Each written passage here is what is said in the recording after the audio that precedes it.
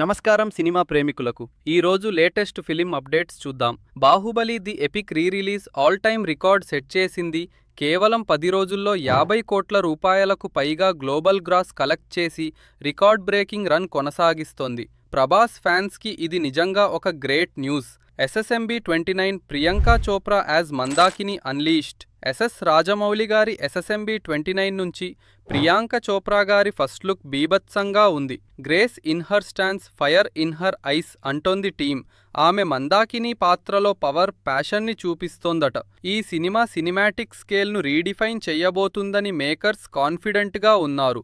Andhra king song launch event. Andhra king cinema నుంచి 4వ పాటని ఫ్యాన్స్ ఈరోజు లాంచ్ చెయ్యబోతున్నారు.